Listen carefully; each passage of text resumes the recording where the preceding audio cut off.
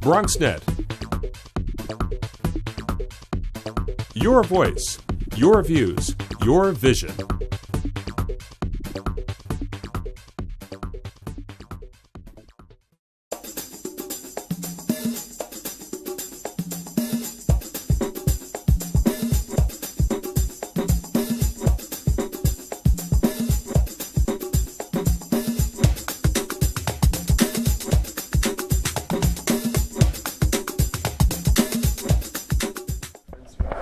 Items on the agenda, the Storm Recovery Loan Program, an update on the CBALL program and the impact of the Common Core Curriculum, and Bronx Health and Wellness Summit.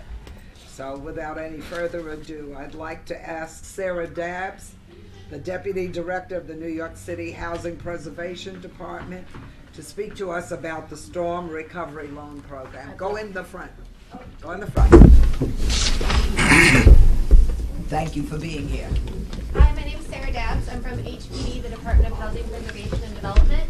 So we're kind of going out to the various community board district managers meetings and letting everyone know that we've created kind of an interim storm recovery loan program. I think as many of you may have heard, the federal government has allocated a significant amount of CDBG disaster recovery funds to the region for Superstorm Sandy recovery. Unfortunately, it's probably not going to be available until this summer just because of processing stuff. So the city has actually allocated $5 million to do loans right now with city funds. I think most of you have the term sheet in front of you. It's pretty open and flexible. We're trying to create something so we can respond to the needs and the buildings that come to us. We're particularly expecting buildings between 5 units and 40 units. The minimum number of units is 5 units. We can go higher than 40 units. We're just expecting the need to be sort of in the 5 to 40 unit range. We are providing, HPD is providing loans at 1% interest. We can defer and accrue that interest if the property cannot pay the 1% interest. CPC, a nonprofit mortgage provider, has also partnered with us and committed $35 to $40 million to also give additional funding to projects that can support some more conventional debt. That's at about 4.5% interest rate. The first project that we're doing, we're hoping to fund in the next month. It's out in the Rockaways. It's a 16-unit building. They did get a little bit of rapid repair. A little bit of rapid repairs done to the building, but there is additional work, some of which the developer has done, some that the developer hasn't.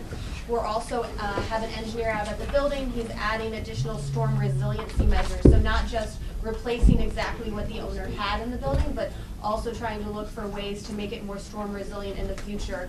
Some of those options in this building, we don't have the ability to one of the options is to take your boiler and put it in a waterproof compartment. That wasn't possible with the space in the building, but the engineer has recommended getting a more efficient boiler that can be mounted 4 feet off the floor, and that would have, at least for Superstorm Sandy, kept it out of the water.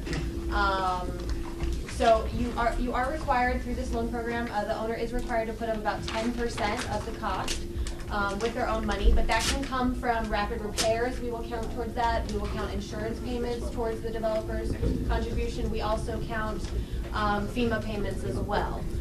If the developer is having to put it all up in cash, didn't get insurance or FEMA or rapid repairs, then we can reduce that requirement to 5% based on financial hardship. And so we are looking for more projects. We have a few in the pipeline right now. So if you have anyone with we can also do 2-family homes. If an owner has multiple 2-family homes, more than 5 units, altogether, we can do that as well.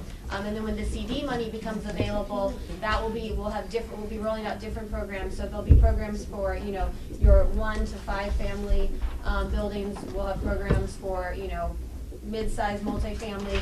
We'll also have programs for existing affordable housing.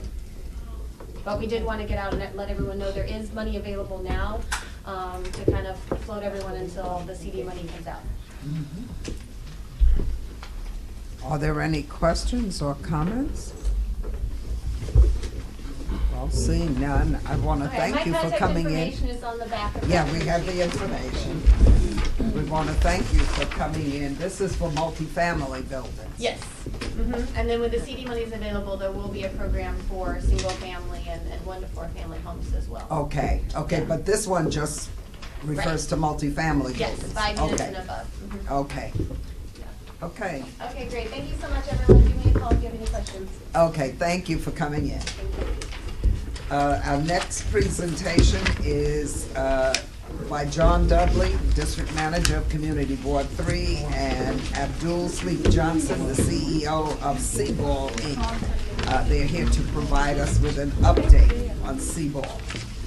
Good morning, Madam Deputy. I just want to thank the Borough Board for this opportunity to come back to you again. You know, sometime, I think maybe just a little under 3 years, we had come before the Borough Board in October 2010.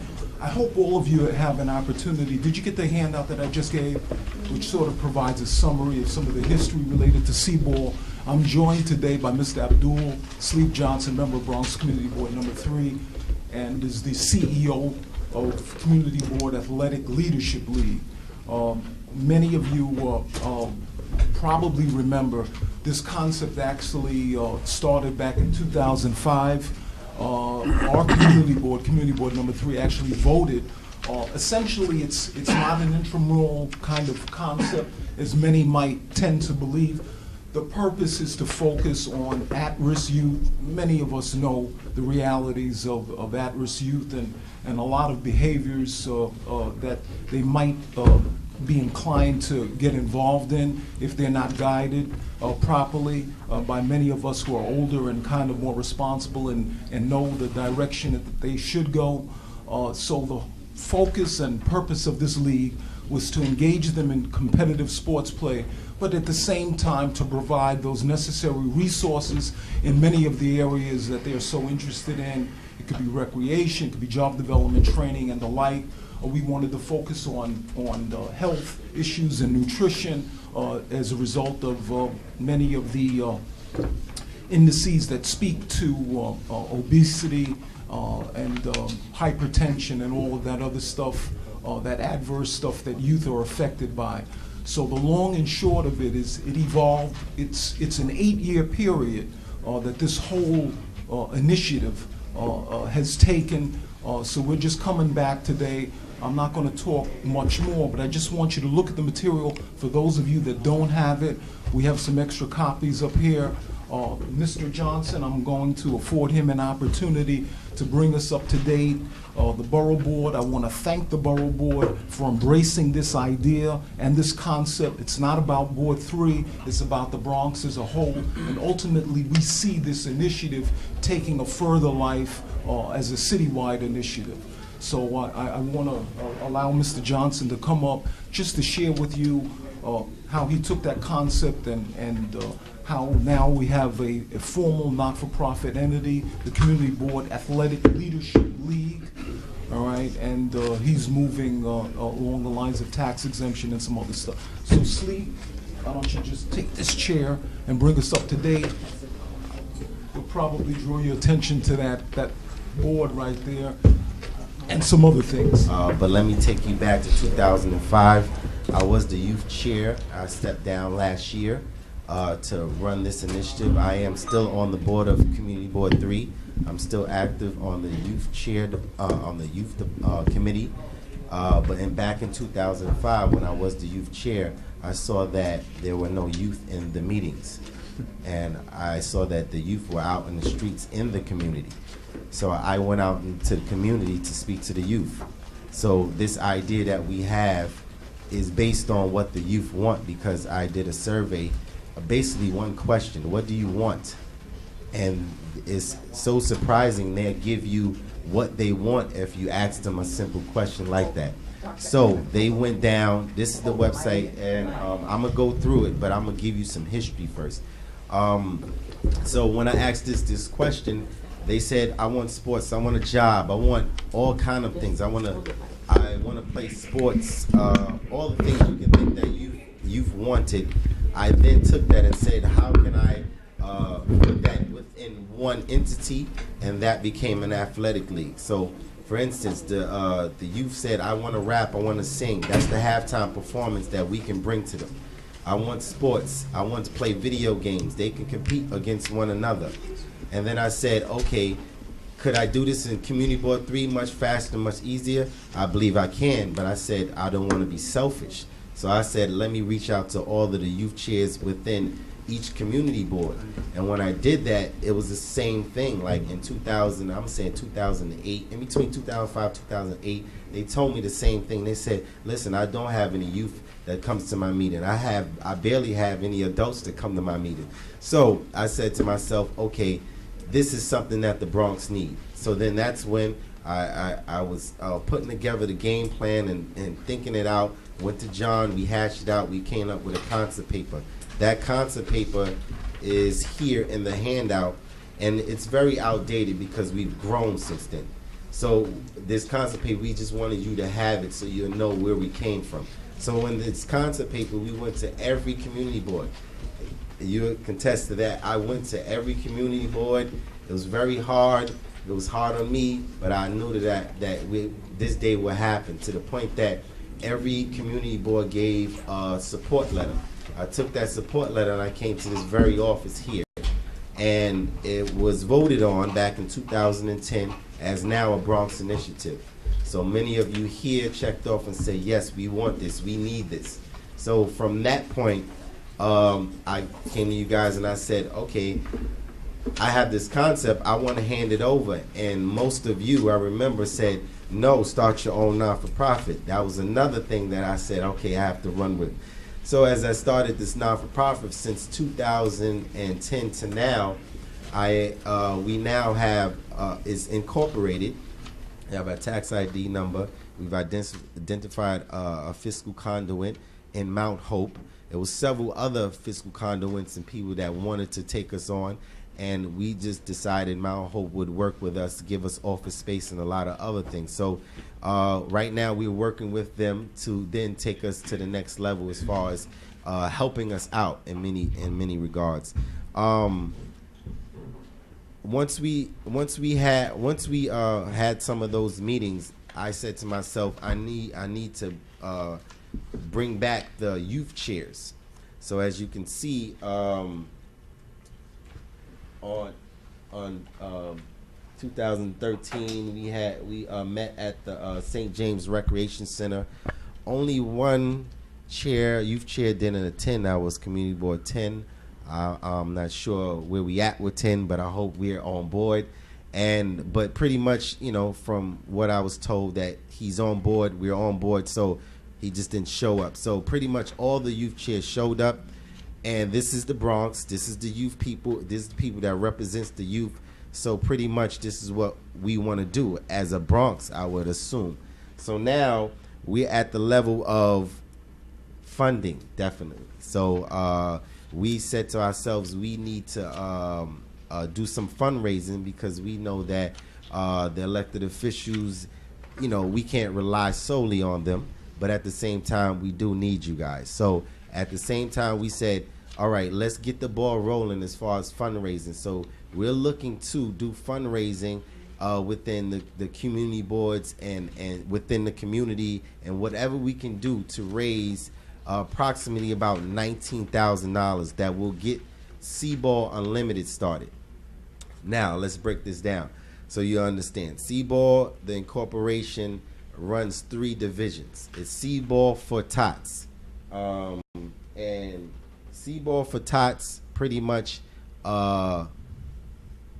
C-Ball for Tots pretty much, as you could see, C-Ball for Tots, subsidiary of Community Board Athletic Leadership League, Inc., is specialized sports, games, and activities-based clinic that instructs as well as develops male and female youth ages 5 to 7 in the fundamentals of gameplay as it relates to various sports. So what we will do is we're bringing all the top college players. They will go inside the elementary schools. They will basically give them a clinic on how to pass the ball, how to move, well, if it comes to chess, how to base the fundamentals. And if you look at from sports to games and activities. So now they're prepared, they're ready, they're practicing So now when it comes to C-ball itself, it's from 7 to 18, male and female. That's the league. That's where they want to be in. So again, it's sports, games, and activities from wherever we could start. But we're going to pilot basketball because, again, we know if we start with all sports, that's a big, that's some money we're talking about. That's, we have to really come to the table and see how we could do that. But I see that basketball, we can start that and get that going and then add the other sports on as we go. So, and then there's C-Ball Unlimited. C-Ball Unlimited, it's basically where it involves all of us in this room of those who would like to play. So again, we want to bring the community versus the government. So police department, the elected officials, the DA office, so on and so forth. We want to make that bond. So now I'm in the community and they say, well, we don't see, our elected officials as much as we would like to see them.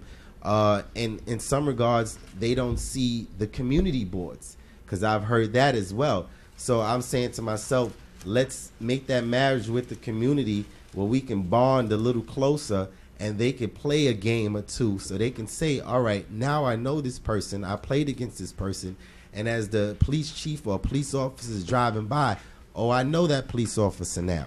So now it helps with the friction that we have and the separation that we have with government. So I think this would be a very powerful thing that we definitely need to get going, which we're looking to start this in June. So we're looking to start this in this June of this year, all the way to December. So have these games once a month, first Saturday of each month, and one game in June, July, August, September, so on and so forth. We're looking to use the parks department, outside courts, and we identified some playgrounds like the McCombs Dam Park is one park that is a phenomenal park that we would like to have a game in, and so on and so forth, all the way to the winter months of October, November, and December, which we're looking to do these games inside the Boys and Girls Clubs, which we have Kids Bay, we have Hoe Avenue, we have Columbus. Now again, this is, I'm in front of some of these people, and that's just me. I know the people on this table have great power, so again, they're giving me their prices of them seeing and knowing who I am. So I know if we come together and we make this happen, we can cut down on that price of the $19,000. So the $19,000 could be easy 10 or even 8 or under 10,000. So again, I just need you guys to get on board with this. It's already an initiative. I just need the help because I feel like I'm doing a lot myself, and I'm doing it for the Bronx as a whole, and I need you guys. So it's much more to come. It's much more in this package. It's much more that I can say. The website will be up as soon as we leave this meeting here. And I just wanted you guys to see it first. So, again, I'm not sure much more of what we can touch on, but it is a lot more I can touch on. I don't want to take too much time.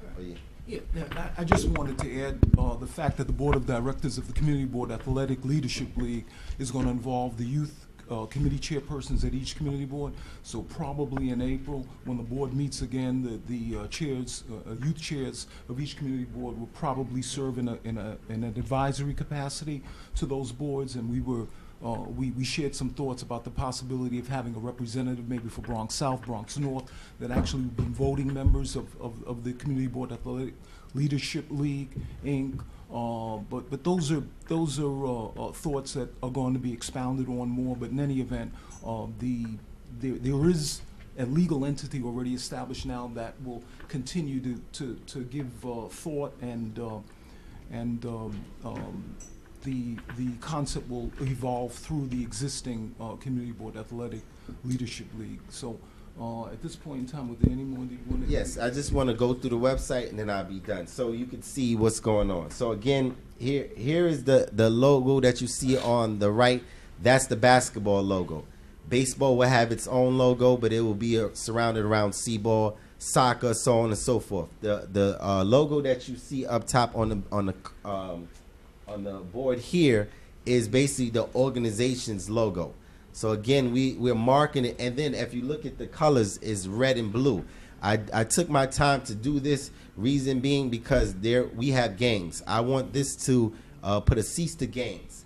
And I have the idea. I have the solution. I believe this league is it. There's much more to it. So I took red and blue and I combined it together, and that will bring them together. I have a whole initiative for that, but that's not right now. But again, if we go down, be a C-ball community member, that's basically I want each youth to now register.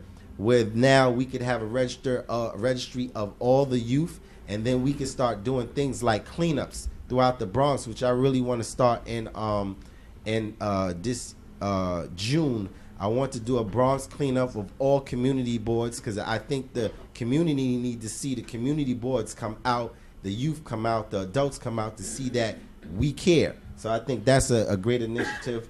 And then it's the other ads of things like, the community versus C-Ball Unlimited. Other than that, we have the About Us page that speaks of what we about. It's pretty much what I said, but it's in the packet. You can go online, you can check that out.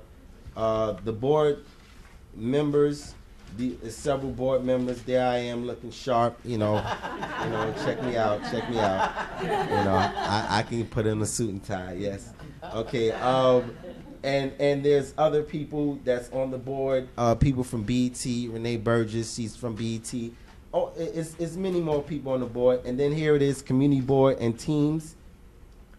I made sure that every community board is on there, so the youth and the community can see that who's on there, who's the district manager, the chairperson, so on and so forth. I really did my due diligence on this here, so you can see that all 12 are there. Moving on, C-Ball Unlimited. Okay, C-Ball Unlimited, that speaks to that. C-Ball for Tots, you guys saw that. Donations, coming soon, because we got to get that together, but it's coming soon. And photos, I'm not sure if that's up or not, but there it is, there we are. And again, that was the meeting that we had. It was wonderful. We fed the community, had some fish, rice, shrimp, and everything else, so we ate good that day. Some press came out, Bronx News, Cooney Press, and that's pretty much my presentation. Thank you so much. And I'll take questions if there's any. Yes. First of all, I want to commend you. Wait. Slow down a second. Oh, okay. All right. Yeah, I'm sorry. That is, thank you. That is great. I have one question to ask. Can somebody put something in front of that light? Yes. Okay. I have one question to ask. The professionals, have you reached out to them, and how are you doing with getting them involved? And I'm talking about the professional players who are going to interact with the schools. Okay, the college players, I have someone on my board, and he's a sports manager for a sports agency.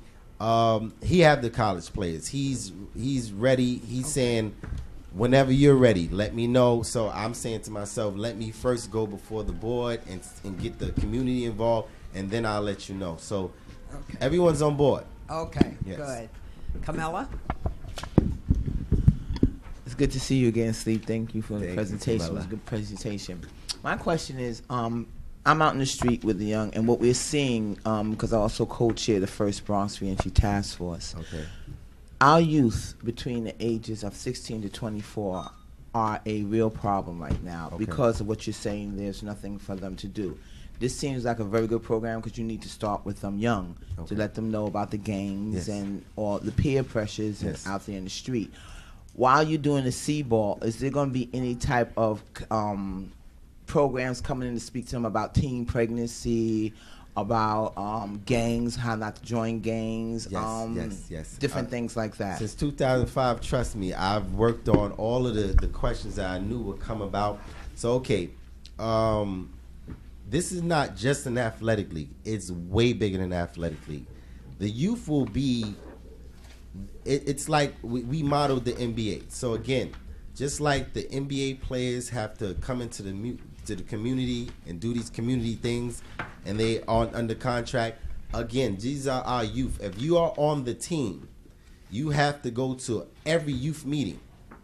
So now there won't be any more youth not being at the youth meetings. All the teams will be there because, and the coach, we have to come, because if you don't come, that's a strike against you for playing. So this is how you give back to your community, because we're going to give you everything. We're going to give you the sweatpants, the jackets, the bags. We're going to put you on the billboards, you know, with you guys' money, of course, our money. And we're going to make our youth popular. So with that, they have to give back to the community, do cleanups, go inside the shelters, the senior citizens, help out with them. So you have, this will do a lot for the Bronx overall, period. So again, when it comes to the gangs, we're going to have a resource directory guide for each community board that I'm galvanizing each youth chair to create. So now what's going on in your community? Okay, we have this, that, and it's all going to be on this website where the youth can go on and check out. And then we're going to do these forums in front of these games, halftime. We have the comedian, and we're going to give them what they need. Okay, this is the job. We in Community Board 3. 3 is playing 12, but we in Community Board 3 playing at the Boys Club. Let's say that's a home gym. All right, here's jobs for inside this Community Board 3. You can go here, here, here, here. We're having a game. Oh, well, it could be a presentation of someone that, a parent that lost their lives, a gang member that lost a limb or something. They're going to speak to these, and they're going to say, this is what happens when I was in the gang. And so we're going to really hit home where they're going to say, all right, enough is enough. And then the thing is, when it comes to gangs, this is my initiative on the gangs. They need jobs.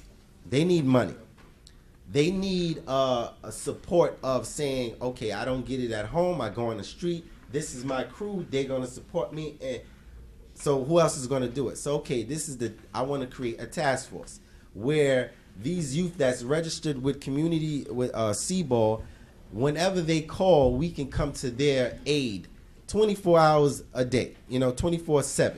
And this task force is not on violence. It's based on, okay, what do you need? What is your problem? We're here for you. They just want to know that I have support because my mother is not here. My father's on drugs.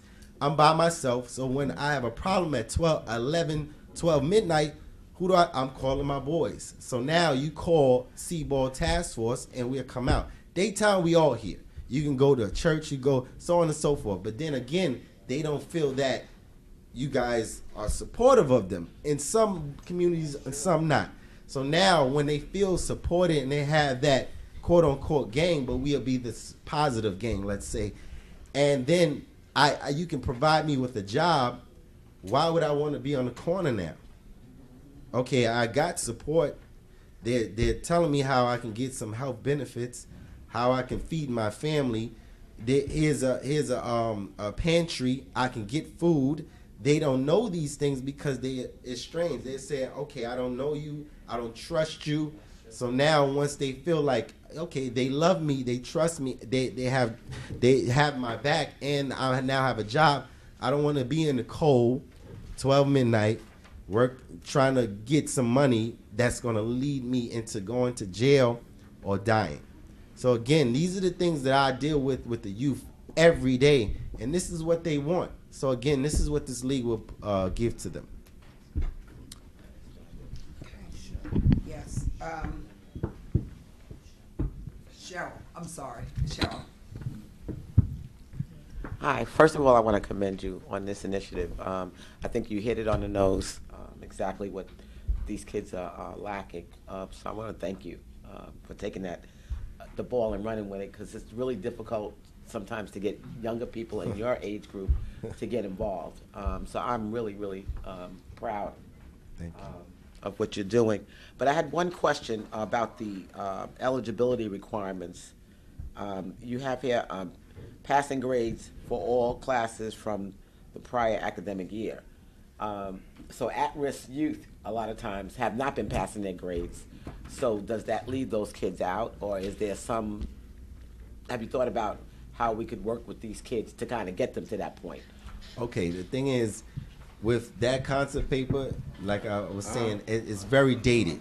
That was since 2010. We've definitely grown since then, and we're but to add to what you're saying, we're going to help the OST programs out as well. This is how we're going to help them. Okay, in order to get involved in this league, you have to be involved in an OST program. So now, where the youth, and I know some youth when I was growing up, I'm not going to the boys club, I'm going to get this money here. I'm going to the boys club. That boys club saved my life.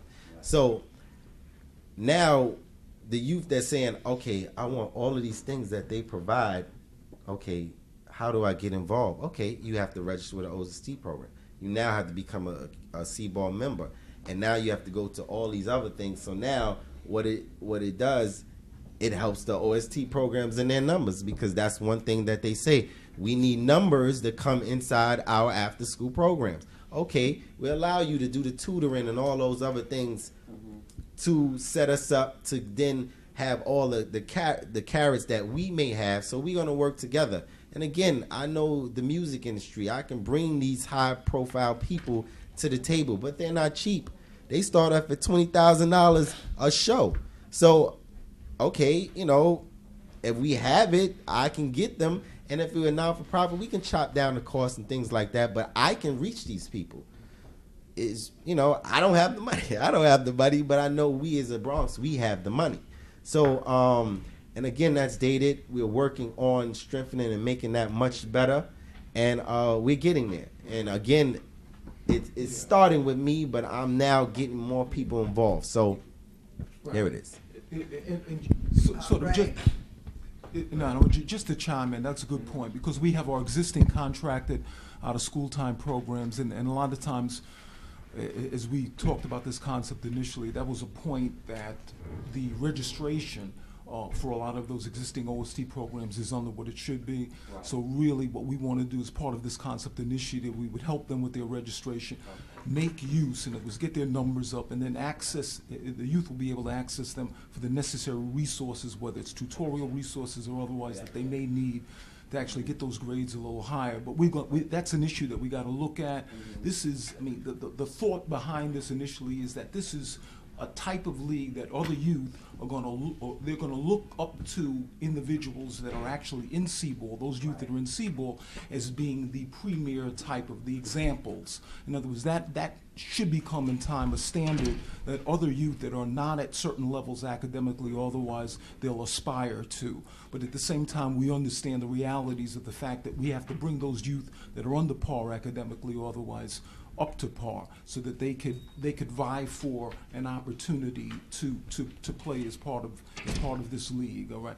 So that's a good point that you mentioned, and it's something that we want to work with. But we have to work with the existing resources in order to bring them. So, and that's why the Youth Resource Directory that we spoke about is very important. So we're going to work with the existing boards to galvanize the information that the existing boards know of as it relates to youth program services. Put all of that together, and a lot of that also is going to be posted on the website.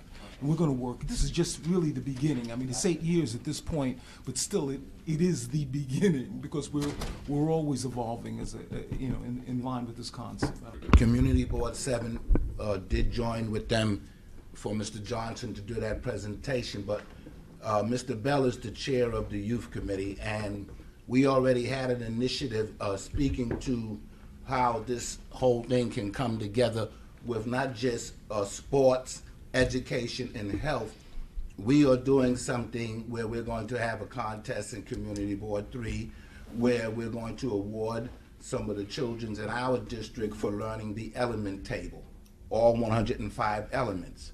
And we planned, Mr. Bell has planned, and I have been joining with him. I don't want to jump out on his thing, but he has worked out where he's going to take 100 children to Arthur Ashe Day.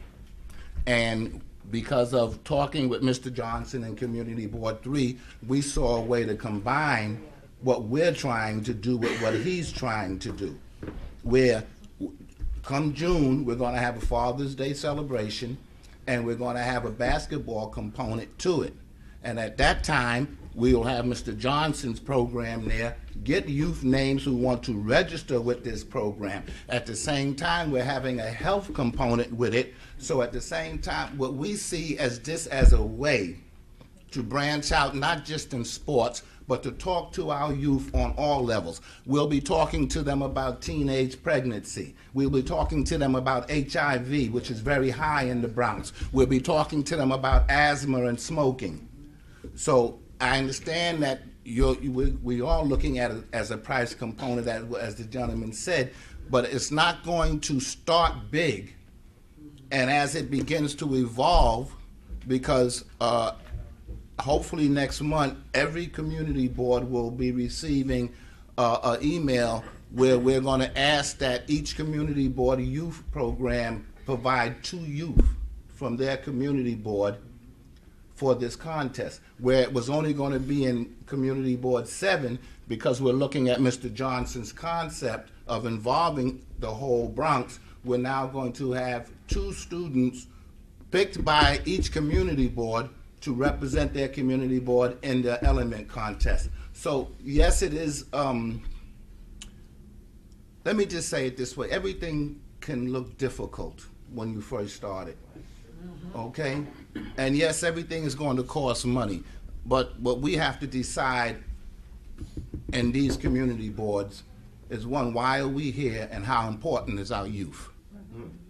Okay? Every youth that this program can save from gun violence, every teenager that can be saved from pregnancy, every kid that can be kept in school to graduate will be worth every dollar that, and I believe that once it takes off, you'll have, look, I'm gonna end it with this. Denzel Washington gets millions of dollars to the boys clubs.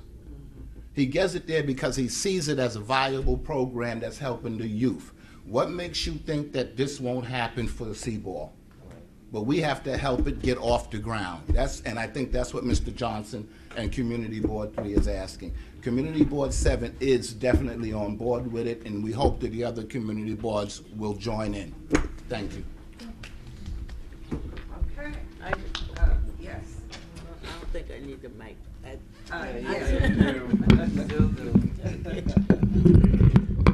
Gloria. Okay. I just want to publicly thank Sleep Johnson for sticking with us for so long. When I got tired with it, he carried it on. And thanks again for making Planning Board 3 #1.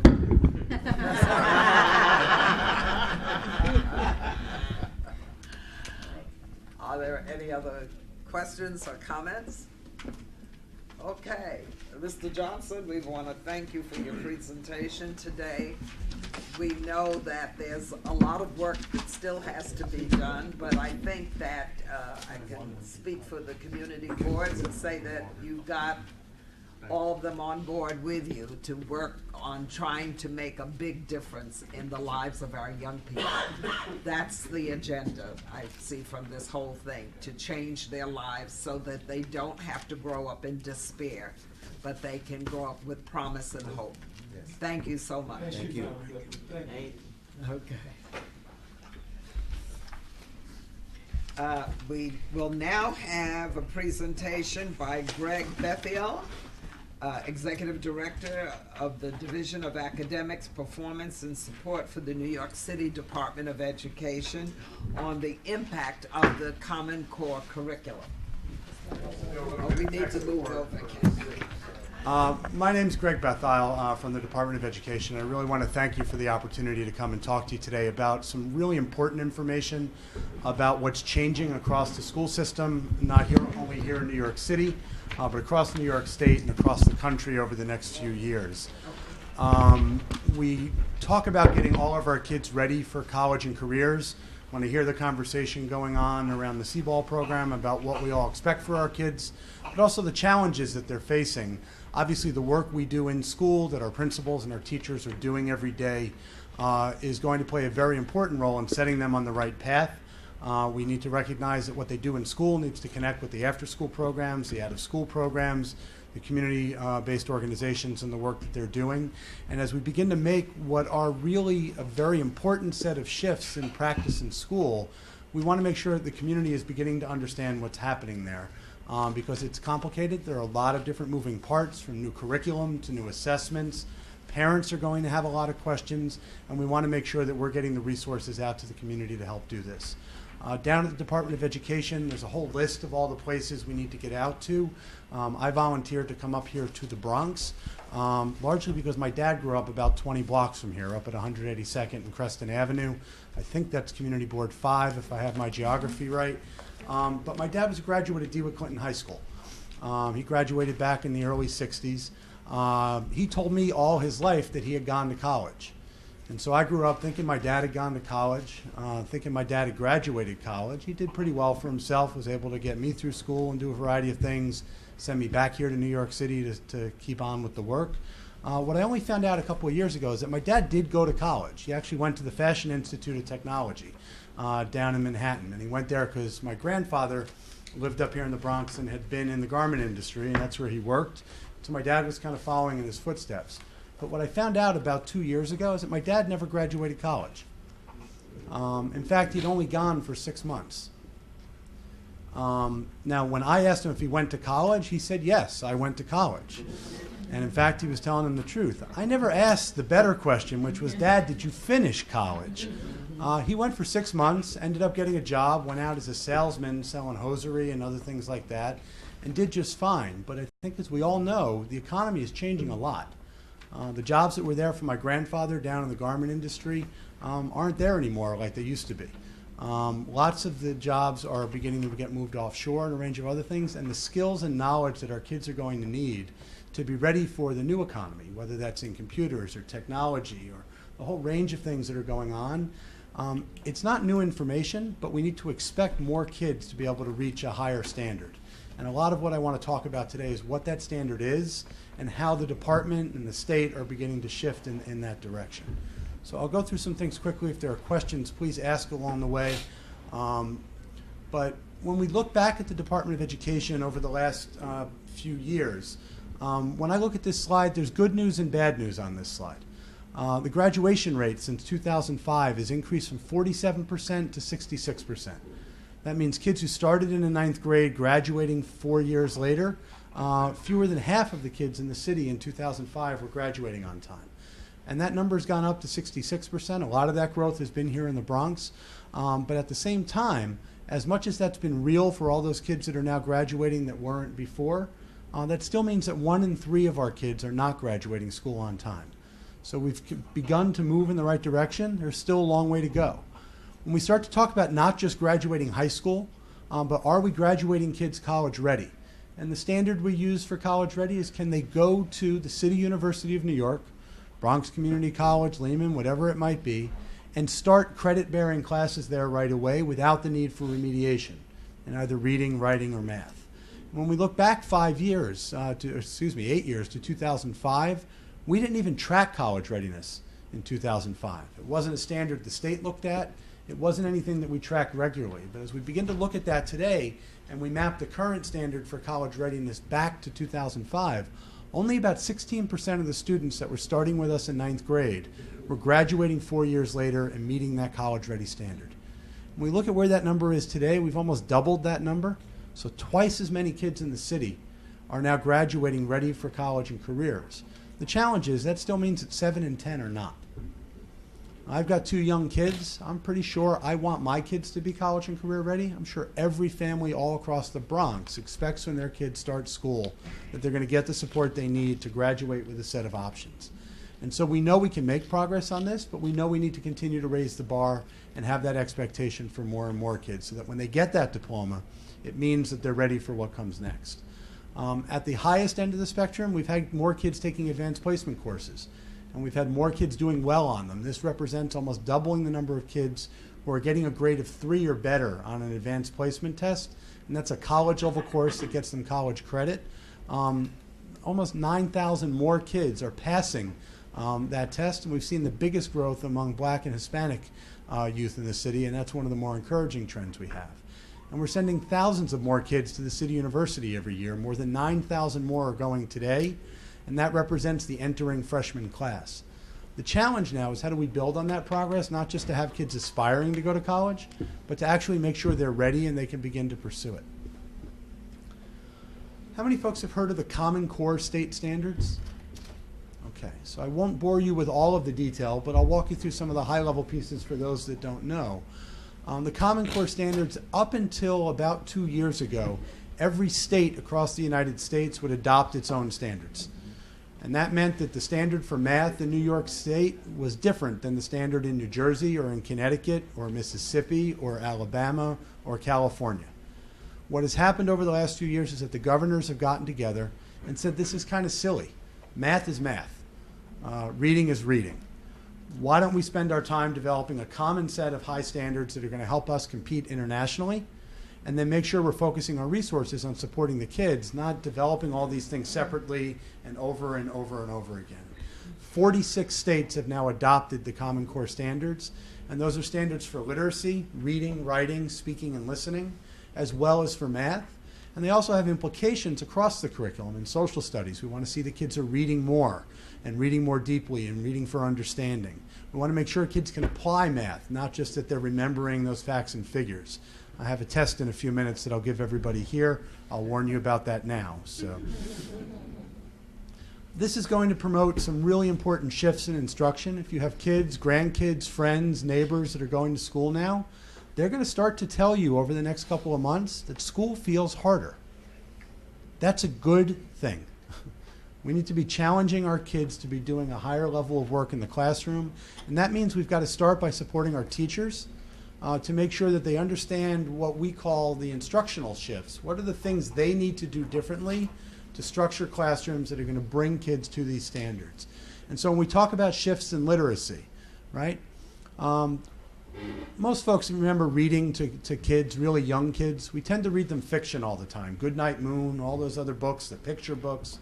We've got to begin to get more informational text, more nonfiction into what kids are reading in school. And this doesn't mean that fiction goes away. We still want kids to read fiction. They're still going to read Shakespeare. They're going to read all the other things that they need to read. But this is about saying when they get out into the real world, they're going to need to encounter a range of information that isn't always just fun, but that actually have to be able to read something closely to understand it and to be able to make it work for them. I imagine as Sleep was going through all the paperwork to figure out how to get that nonprofit established, that he wasn't sitting and reading something as fun as Goodnight Moon. He had to figure out what paperwork he had to file, what the budget was going to be, all those other pieces. Kids are going to have to learn about the world by reading. This means a lot more reading at home and in school. Kids are going to need to spend a lot more time actually reading information, not just watching it on TV, not just playing video games, not just listening to the teacher tell them about it. Kids are actually going to begin to struggle with those tests on their own. And we want to make sure that that struggle is a productive one. When they meet something that's hard, we want them to know how to persist through it, not just give up and walk away from it. They're going to read more challenging material and more closely. We want them to discuss the things they're reading and to be able to pull evidence from the reading. Too many of the assignments that have been given at school, the kids read something. The example somebody gave me the other day, they might read a really good thing about Julia Childs and the recipes and everything she cooks. And then the question we ask doesn't require the kid to actually look at what was read. We ask them, what's the favorite thing that you cook at home? And so they can all skip over the reading and they can go right to giving us their opinion. And while we value their opinion, we're going to begin to ask kids to look more closely at what they're reading, to be able to find the core ideas that are in there, and to be able to cite that as evidence as they're making an argument. And whether that argument is sitting in front of a community board or coming down to the Department of Education and telling us you don't think we've done the right thing, when kids can look at the facts and figures, when they can draw on an evidence that they've read and bring that forward, it really strengthens the arguments that they're making. We're going to want them to write using evidence, and over time we want to begin to increase their academic vocabulary. Math is going to be even more challenging, and this will sound counterintuitive. How many folks enjoyed math class in school? Okay, so here's the first test. Who remembers the Pythagorean theorem? A squared plus B squared equals C squared. Not bad, right? So what happens when I ask that question is a few people around the room say, I heard of that, but I hope somebody else is raising their hand, right? A couple of people generally remembered it, and a few folks had it just burned in their head, said it out loud, and are feeling really proud of themselves right now. And that's pretty much how school went. Now here's a more challenging question. Who's actually used the Pythagorean theorem any time in the last month? Can anybody tell me what you'd actually use it for? That is the challenge we have in math right now. Math is not this thing that we just get through. Math has to be a set of tools that we're equipping kids with to solve actual problems. So I'll give you a 35-second lesson on the Pythagorean theorem, and I promise you'll never forget. How many folks live in a house or an apartment that has a room that has floors, a wall, and a ceiling? Okay. The carpenter who built your room used a thing called the 3-4-5 rule. Put a mark on the floor 3 feet out, a mark on the wall 3 feet up, and he held a string in between them. And if that string wasn't exactly 5 feet long, or a squared plus b squared equals c squared, then he didn't have a right triangle, and he knew that his walls weren't perpendicular, and eventually they'd fall down or the pictures wouldn't hang straight. So when you think of the Pythagorean theorem, think 3, 4, 5, and say, how do I get to a right triangle? And you start to have some idea that this math that we have the kids learning is to be applied to a real problem. It's not about just getting over the test. And more we've got to focus kids on the core concepts that really matter so that they can learn them deeply. And then over time, allow them to begin to build those skills across grades, really begin to, everybody remember their times tables, right? That's still really important. Why do we do the times tables? Because you shouldn't have to go to a calculator just to add 2 plus 2 or 4 times 3. So when we talk about speed and accuracy, we want kids to know the basics and be able to do this real quickly but accurately so that they can really know it, really be able to do it, and then use it in the real world to solve problems. And that's the difference between just getting through the book and actually being able to use this stuff to apply it, and that's what the Common Core demands. Question. Sure. Why are you allowing the kids to bring a calculator into the school class? And, I mean, it's automatic. They don't know why. At least when we went to school, we knew why we got from here to there. Today, they bring a calculator, they take tests with the calculators, they do everything with the calculators. That's what I'm told by my grandkids and kids, calculators. So there's a couple of things about that, and that's a great question. Some of what you're hearing in the Common Core standards is how do we go back to things that worked before, right? And so I will tell you that any of us that are doing work, we use tools, right? I use an iPad, we use calculators. What you're saying isn't that those tools are bad. No. But before you can use those tools effectively, you've got to understand the concepts that are behind them. And so when we talk about building a progression of schools across grades, we're not talking about giving our kindergartners and first graders calculators so they don't have to learn it. When we talk about being able to do it with speed and accuracy, that means learning those underlying skills without the calculator. And then as they begin to take on more advanced problems and are applying those skills, now they can begin to use those tools to do it. But a calculator, like a computer, is just a tool. If you don't understand what you're using it for, it's of absolutely no use to you. And so we're really talking about making sure they know their times tables and that they do understand and internalize that stuff so that they can begin to move on to more advanced things. And you're going to see shifts in practice that should mean less calculators in the early grades until they've mastered those skills. And as they move on to more advanced skills, then beginning to take advantage of those tools. But at the same time, we want kids to know how to use the tools. They're there, they're using them on their phones and a whole range of things, but we've really got to begin to separate out when are they learning the stuff and when are they using the tools to advance what they know. And so hopefully what you're seeing in your grandchild's classroom is going to begin to shift over the coming years. Excuse me, I've seen them in the early you know grades. what? I need to stop that because you were making the presentation. Hold And your then we'll take some Well, questions. he did say. I know. Hold your questions now until after the presentation. This process and what you're seeing play out in classrooms is this set of standards is new. They were first adopted all the way up on the ceiling by the State Department of Education back in 2009, 2010. In 2010, 2011, we began a set of pilots across New York City in all 5 boroughs, about 100 schools, really looking at 2 things. What needed to change about teacher practice in the classroom so that the experience your grandchild had would start to feel different? And how do we need to evaluate and support teachers differently so they could understand how they needed to change their practice? In 2011, 2012, last year, we put out a set of instructional expectations to schools, which were about beginning to become aware of what these new standards were and beginning to think about what needed to be different in my classroom. The state test hadn't changed yet, so this was about beginning to grow awareness and begin to get folks ready. This year, we're deepening that. We've asked folks to go farther across the curriculum, do more of that work.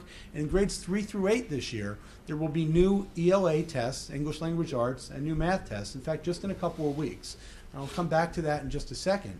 But there's a new test this year for kids in our elementary and middle schools. It's going to be more challenging, and it's going to challenge students, and it's going to challenge teachers to begin to step up to that higher bar. By next year, the state will be adding new tests at the high school in algebra and geometry, the English Language Arts Regents exams. We're implementing new curricular materials that are getting rolled out to schools to continue to support the growth and the capacity to meet these standards. And we're really asking everybody to begin to support our teachers. You may have read in the newspapers all this back and forth about the teacher evaluation deals and all of that. It's going to resolve itself by June 1st. We will have a new teacher evaluation system for the first time in 80 years. We'll start for the next school year. And that means that we'll be looking at our teachers. Where are they strong? Where do they need improvement? And how are our principals and other supervisors helping support them so that they're in a position to help kids get to these new assessments? And then by 2014, 2015, this national consortium, it's called the Partnership to Assess Readiness for College and Career, is developing even newer, more advanced assessments that New York State will be adopting that will build on the tests that kids will see this year. And eventually it will replace the Regents exams and other things. And that way we're sharing the cost of developing those tests across states and don't have New York State doing it on its own. And it also means that we can work more closely with other large urban districts across the country on things like curriculum and others so that we're beginning to share resources and learn from each other about what's working. So this is an example of an English Language Arts test question from last year, right? The myth and the article both provide explanations of why evergreen trees keep their leaves in winter. How do the explanations, similar and different, use specific examples from the myth and the article to support your example? This is a pretty challenging question, right? Now, this would have meant that they've read something beforehand right now on the test. They then have to go and do this. There's no easy way to get around this. You can't ignore school for 9 months and just go to a test prep class and be able to answer this question. It requires kids to have close reading skills, being able to decode and do all those pieces. And when kids experience these kinds of test questions, this is just a sample of what they're going to begin to see. In the past, as crazy as this sounds, some of the questions and the readings that the state put on the exam, I'll give you an example, an 8th grade test, sometimes the thing they were reading was actually at a 5th grade level. They're going to start to see on the 8th grade test, right, this sounds almost completely obvious. On the 8th grade test, we should test the standards that 8th graders are supposed to know.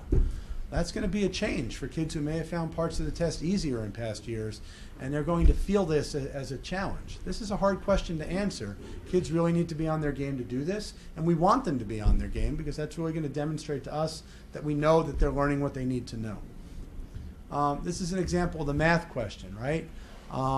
This is at a clothing store, offers a 30% discount on all items in the store. Right? Now this is a multi-part question. Right? If the original price of a sweater is $40, how much will it cost after the discount? Show your work. It's no longer okay for a kid to simply guess and happen to get the answer right. We want them to show their work. And the way the test will be scored is if a kid's actually done the right work but had a simple addition error or a mistake along the way, they will actually get credit for the work that they've done. We want to know that they're approaching the problem the right way and applying the right thing, not just that they could quickly do it on a calculator and find out the answer was $28. Did they know how to approach the problem? There's a second part. A shopper bought the same shirt and paid $63 after the 30% discount. What was the original price? Now they've got to work that problem backwards and go the other way. And then there's even a part C that takes them a step further. But we really want the kids to demonstrate they can apply it. And this is an example of that real world context, right? You could walk out into the Bronx tomorrow and kids are buying clothes all the time. Do they know how to process the discount? Do they know how to look at, and this is grade 6. So I'm not sure all the kids are going shopping in grade 6, but they could at least help their parents as they're looking there. But again, the real world application, how do they really begin to do the math? Now, as we talked about before, and again, the C-ball presentation, we know that there are lots of kids that are struggling. This is not a question of just raising the bar and saying everybody jump higher. We need to be making sure support is available to get to kids, and we think about this in 4 different ways. Academic intervention services, these are ways to address specific areas of need in reading and math, to provide struggling students with the support they need to meet them where they are and help them begin to progress. Response to intervention helps identify reading skills very early on in elementary school, before kids start to fall behind. We know very well if kids are not on grade level by 3rd grade, that has real implications for being on track and graduating from high school and being on a path to go to college. And that means we can't wait until 3rd grade and say, are they doing okay? We need to start doing work much earlier on with a range of other interventions, and that can even start in pre-K. We're doing a lot of work in special education for the range of kids with special needs, from severely autistic to those that just have a reading disability. But how are we updating individualized education plans, making sure that we're focusing support services and accommodations to help students build the skills and knowledge they need aligned to these same standards. So we've got to expect that same high standard of all of our students and meet them where they are, and that's inclusive of our English language learners. We've done training for over 14,000 educators over the last 2 years to get them ready to implement more progressive strategies in the work that they're doing with our English language learners across the city. One of the questions that lots of parents are asking is they say, okay, so my kid is just beginning to experience these changes in the classroom. There's going to be a new test for grades 3-8 this spring. If they don't do as well as they did before, they're all going to have to go to summer school. Is my kid at risk of not getting promoted? Let me be very clear. In the past years, promotion decisions were based on a student's performance level on the state test. Did they get a 1, a 2, a 3, or a 4? The 4 is the best score you can get. And kids who are in our lowest quartile, it's usually about 8 to 10% of our students, would be offered support and mandated to go to summer school to make sure that we can get them caught up and promote them to the next grade level with the right skills. This test is new, and we can't predict until we see the test how all the performance levels are going to be there. And what that means is I don't know what a 2 this year compares to a 2 last year is until we see the results of the test. And so we are not going to arbitrarily send anybody that gets a 1 to summer school. Let me say that again. We are not going to just randomly send people there. We're going to look at the lowest 8 to 10% of students that are struggling the most. We'll be able to see that based on their rank on the tests. But those are the same kids who probably would have gone to summer school the year before. And there will still be summer school for them. Over time, we're going to begin to continue to raise the bar and support kids in a variety of ways. But we don't want to punish kids in this first year as this test is new for all of us. And we still know students who earn the highest scores, even if those scores are lower than they've been in past years, will still have access to the screen middle school programs and high schools. So the bar is changing for everybody. And if I told you today that I had to jump across this table and that the bar was right where this projector was, I might be able to get there. If you told me you were moving it to halfway down the table, well, just because you moved the bar farther down the table doesn't mean my jumping ability changed. I'm still the same guy I was before you moved the bar. And the same is true with our kids. And so this isn't about the kids. This is about us as adults across the system getting honest about what are the standards that our kids need to meet and how do we begin to support them in getting to that bar. There's going to be a transition period this year. It's going to feel a little uncomfortable. And we want to make sure that folks begin to understand it. And so there's 2 states, Kentucky and Florida, that have already given tests aligned to these new standards, right? And if you look at what happened in Kentucky, in 2010, 2011, 73% of the kids in the state were proficient in math, and 76% were proficient in English language arts. They gave this new test, only 40% of the kids were proficient in math, and only 48% in English language arts. We're going to give those new tests here in New York City for the first time in a few weeks. And we're trying to inform everybody about this so that there can be conversations between parents and students in the community, among our teachers and everybody else. Because this doesn't mean that our kids have stopped learning. They're still progressing. We've just changed the scale at which we're measuring them. And that scale is an important shift. And we're starting with the earlier grades because we want to make sure we're beginning to get kids on track to be ready for college and ready for career paths. And let me be clear, this doesn't mean everybody's got to go to Harvard. Doesn't mean everybody's got to get a 4-year college degree. We're still opening career and technical education schools and vocational pathways. But what I know from working with Local 3 here in New York City, which is the electricians union, they have a 75% attrition rate from their apprenticeship program. That means 75% of the folks that are trying to be electricians never get into that trade because they're not doing it. You know what else people don't know? That's the same attrition rate we have at CUNY's community colleges.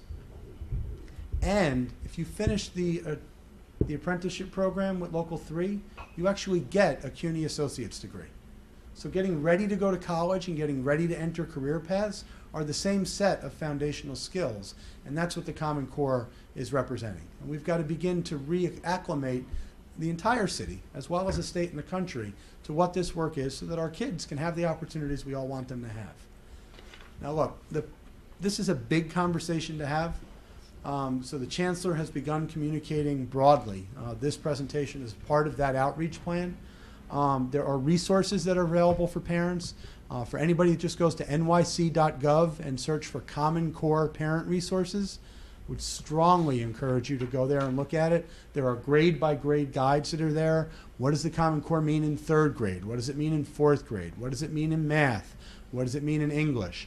What can parents be doing at home? And we really want to get everybody ready for a series of conversations. How do we get parents talking to their kids about not being overly anxious about the tests that are coming up? The tests are just a way to gauge where kids are. They shouldn't have all this anxiety associated with it. After the tests are over, some kids who have done really well in the past, as we saw in Kentucky, might see a score that's a little bit lower. They shouldn't freak out about that. That's going to happen to kids all across the state. All right? What we've got to do is get them ready for what does it mean. We're also going to be providing where was their percentile and where was their rank, right? Similar to what we've done in past years. So the kids who are in the highest performing levels in the city and across the state will still be in the highest performing levels. They just know what additional work they're going to need to begin to do. So there's tips there for how parents can talk to their kids, begin those conversations. There's additional materials on what that's going to mean for student supports and the assessments and other pieces. New York State has developed a website. It's called engageny.org, and that's what they're using to communicate across the state about the work that's going on, and so you can look there as well for additional resources. But all of these resources are being shared with principals. They're being posted on the department's homepage as well as the parents and families page and our Common Core library. We're out. I was last night in District 3 talking about with the Community Education Council, the same presentation you're seeing here today. We're getting out to the community boards, really anybody that has questions about this, because there should be questions. This is all new. It's a lot of information. We want people to see it as the good thing that we think it is, as we're beginning to get our kids better prepared. But at the same time, it's going to present some challenges as we all get adjusted to what this means at home, in schools, in classrooms, and certainly for us down at the Department of Education as well. We're making sure that all of these materials are translated into all of the official languages that the department uses so that we can make sure that all of our families have access to this information. And so please encourage folks to take advantage of it. There's new curriculum that's being adopted. I won't spend too much time on that now, but schools right now are going through the process of picking that curriculum, understanding what choices they have, and they have a lot of choice. They can choose the things we've identified. They continue to develop work they're doing on their own. There's additional resources that the state is developing, and we've worked with a consortium of about 30 urban districts around the country, LA, Chicago, Miami, Boston, Rochester, to talk about how do we hold the publishers accountable for developing the kind of textbooks and other materials that are aligned to these standards that our teachers and our students are going to need. And we've also told them if they don't, and they just put a sticker on the cover that says aligned, but they haven't actually changed anything, we're not buying it. In fact, anything that just has a sticker on the cover can't get through our reviewers. We've done more intense reviews of those that we think are ready and have made that information available to schools and teachers and principals so they can begin to make choices. We've encouraged our principals to engage their school leadership teams in that conversation. That way parents in the community have a voice in those curriculum adoption decisions.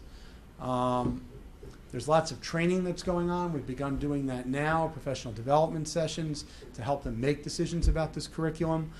Principals are working with the school leadership teams, I just said that.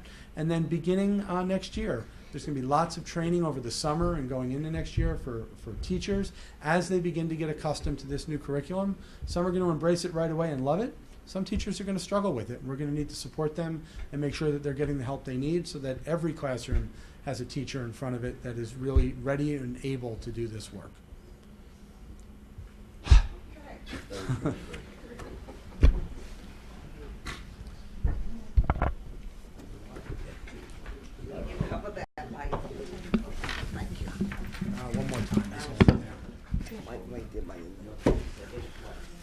Thank you for the presentation.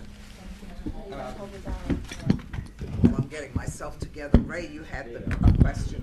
Oh, yeah, I have a few. Here, let me give you the mic. Thank you very much, Mr. Deputy. Again, thank you for being here. My pleasure. You know, I very much applaud the premise that, yes, we need to make these tests harder. I'll preface my comments by sharing that when I'm not in the Borough President's office, I teach at BMCC 2 nights a week.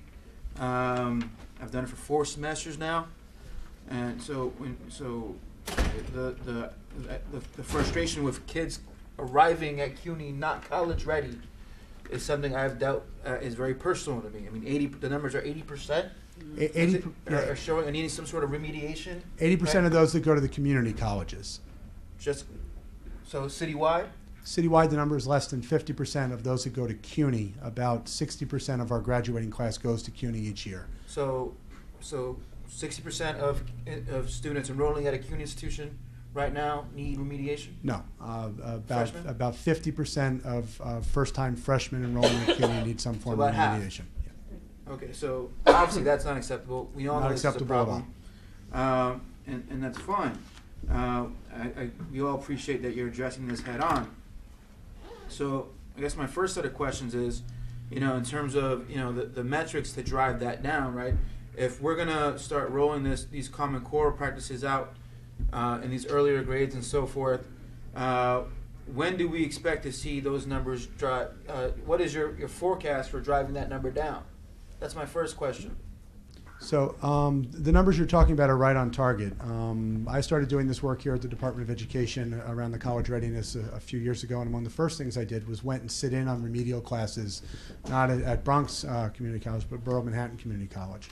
It was sobering. We have kids that in the past weren't going to college that are now making a very important step to graduate with a high school diploma, but it's taught the gap that you're talking about is that you can graduate with a 65 on a Regents diploma, but in order to avoid remediation at CUNY, you need to have a 75 on your English Language Arts Regents or an 80 on your Math Regents. And we have partnered with CUNY to continue to increase those standards over the last few years. It is completely unconscionable to think that a student aspires to go to college, does all the work they're expected of them, they show up only to find that they're not as ready as they thought they were, and that they need to then do remedial work, which often isn't covered by financial aid, or they burn through their financial aid, and then they're dropping out. So we have been partnering closely with CUNY, the leadership of CUNY, Matt Goldstein, the presidents of the campuses over the last few years, to understand deeply what are the dimensions of that challenge. When we talk about over 9,000 more students a year going to the City University, we think that's a wonderful outcome. And more of them are prepared. So I think at the heart of your question is we're already seeing progress. It's incremental each year. When we talk about since 2005 until 2012 that we doubled the number of kids that are graduating college and career ready. That's thousands of students that have moved on to CUNY, have gone to the senior colleges, or have not needed remediation at the junior colleges, and that is important and life-changing, the work that teachers and guidance counselors and parents have done for those students. But the point you're making is that it's entirely insufficient because the expectation is that more and more of our students will be going to college. So we expect that we'll begin to see the change right away. CUNY has begun to settle now on what their remedial standard is. The math one is created. So when we talk about that 80% number, and this is out in the papers all the time, it can be very confusing. But to draw attention to it, kids when they leave the Department of Education follow many paths. About 75% of our students are going to some form of higher education within 15 months of graduating. Of that, 25% are not. They may be going into the military or be going right to work into an apprenticeship program. Of that 75%, fully 58% of them are going to the City University of New York and are split pretty evenly between those that are going to the senior colleges and those that are going to the community colleges. When we talk about that number that's going to the community colleges, it's about 30% of our overall graduating class. And those that choose to go to the community colleges, there's a variety of reasons to go. It's not a bad thing to go to a community college. In fact, about half of the bachelor's degrees, the 4-year degrees that are earned across the country in every given year, start with students that were in an associate's program. So it's a very important pathway for us. But about 30% of our overall graduating class is going to the community colleges at CUNY, and 80% of that group, So 80% of the 30%, we're back to that multi-step math problem, need some form of remediation. So it represents about a quarter of our graduates.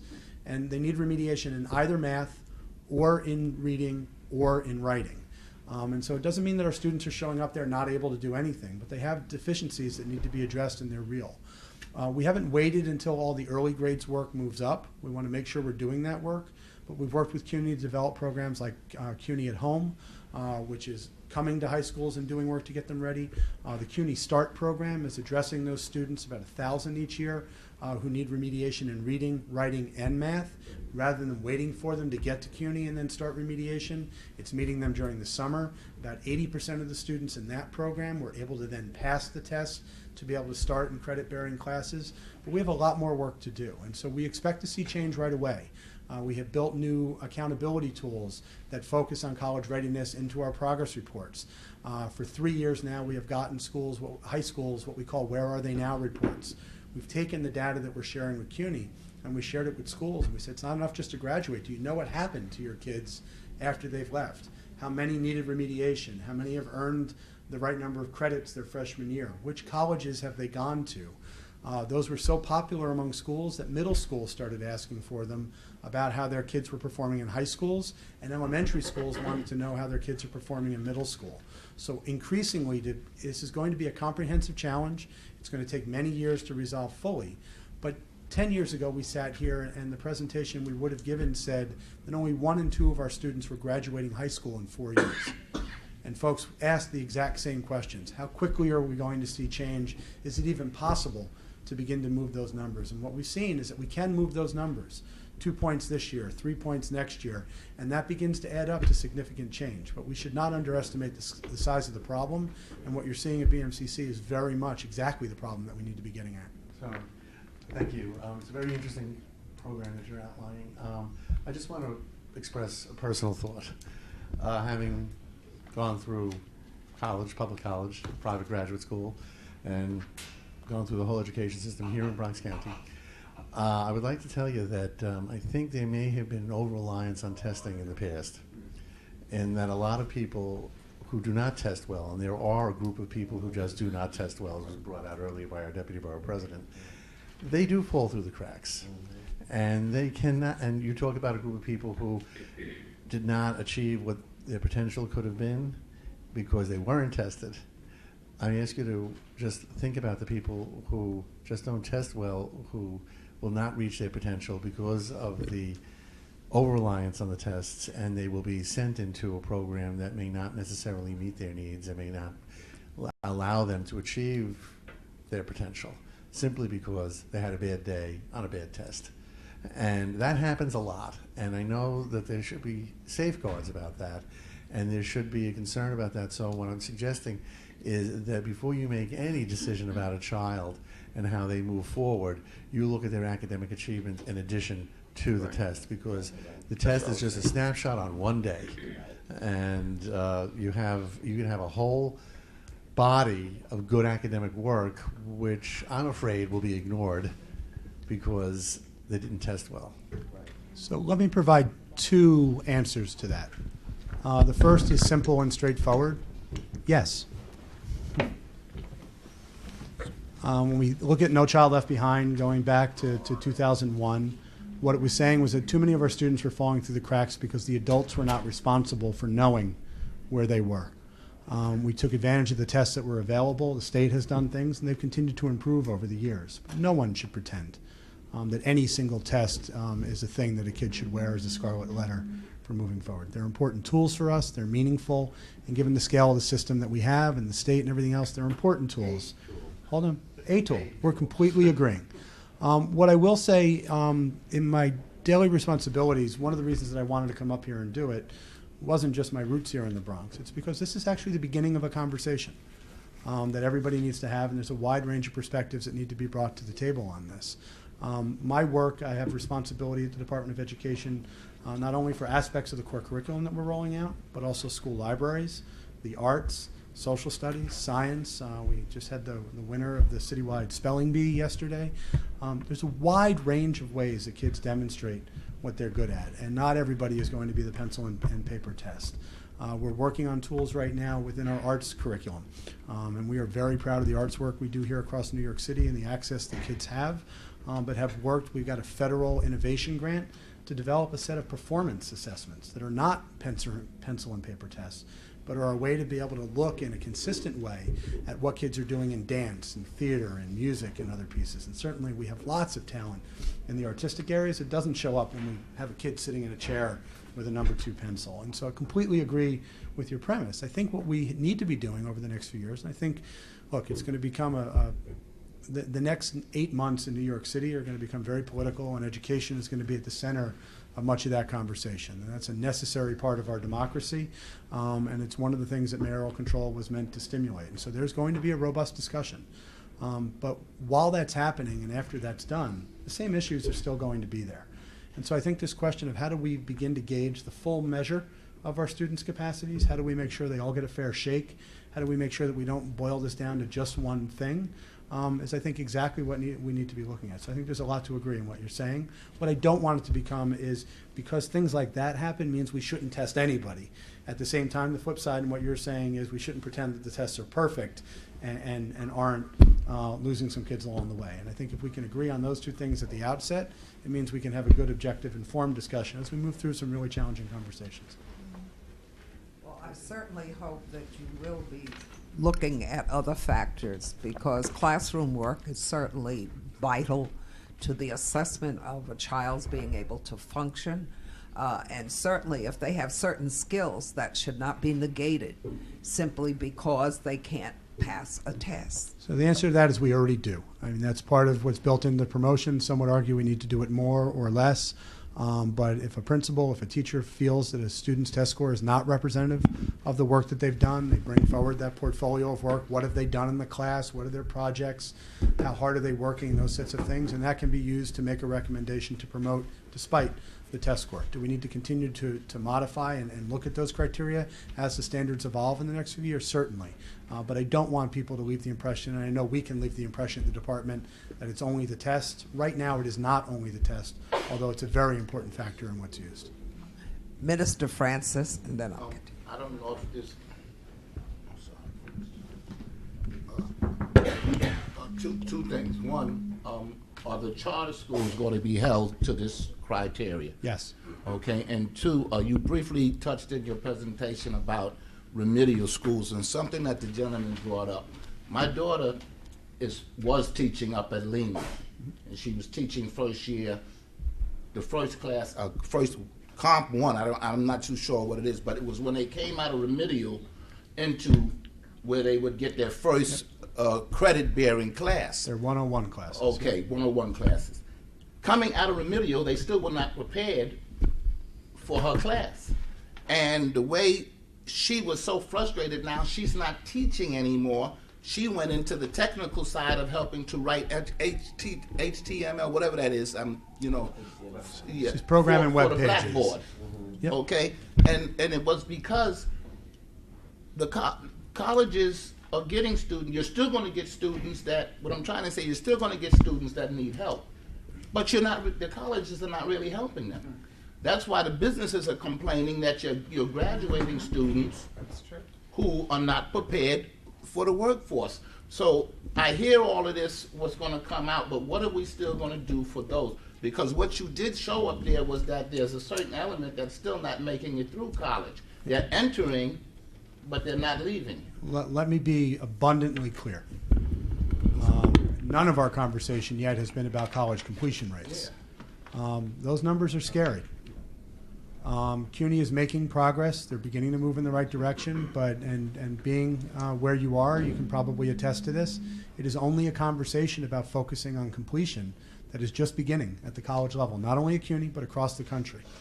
I would say CUNY is beginning to do work on this. There's a project called Pathways, where they're trying to make sure that kids that are coming in that are just short of their associate's degree, so they've done a lot of credits, earned a lot of things, and then transfer.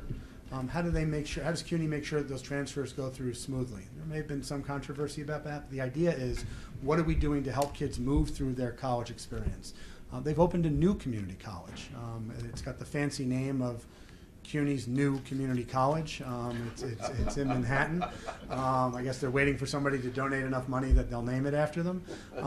But the idea was they were looking at what was happening and saying, okay, we can blame the Department of Education for a lot of this, but they're starting to do the work and we're starting to see kids. What are we doing with the kids we have? And that's exactly the group that you're talking about. They started a program called the Accelerated Study and Associates Program. At one point, the 3-year degree completion rate at the CUNY's 2-year colleges was only about 15 or 16%. The ASAP program, Accelerated Study and Associate Programs, is graduating 50% of their kids in 3 years. Based on that one project, they said, well, we need to rethink some of the community college model. How are we supporting the kids we have rather than complaining about the kids we didn't get? That college has its first class this year, drawing kids from all around the city, and is going to begin to, I think, challenge CUNY to think about what are the practices that need to spread across. Bronx community has been doing some of that work. Kingsborough College has been doing some of that work. But I think CUNY as a whole, as are many other colleges across the country, are starting to focus on this completion challenge. And part of it is how are we better aligning with what's happening in K-12, and we're trying to step up and do our part. But part of it is that the colleges have to take some ownership for what are they doing. We're starting to look at the question, not what happens to the kids that weren't ready when they went. What happened to the kids that were? And how, right? And so that problem isn't our problem in K-12. We're sending them ready. It's the college picking it up and helping them move through. And obviously there's a lot of factors that go into it. Personal circumstances, financial, a whole range of things. But we do know that there are some colleges that do a better job of getting kids to graduation than other colleges do. And increasingly those numbers are going to be in the public discourse around the country so that parents can make informed choices and students can make informed choices about their colleges they're going to. All colleges are not created equal. And it's really about, am I going to a place that's going to meet me where I am and help move me to a degree, and an economy where that degree is increasingly important. But it doesn't stop at the end of high school. The Common Core is just a start. We've been doing a curriculum alignment project with CUNY that I ran in the last year. There's another website, it's called Grad NYC.